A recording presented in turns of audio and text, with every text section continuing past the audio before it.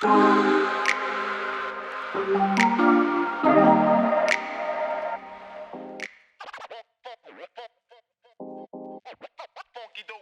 sahabat Arcade Living.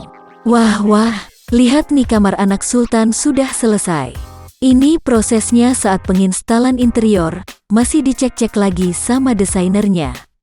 Hebat ya, bisa seprofesional itu.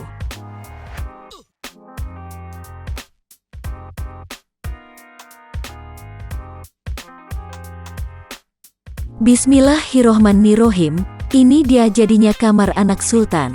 Selamat menikmati, dan jangan lupa subscribe ya.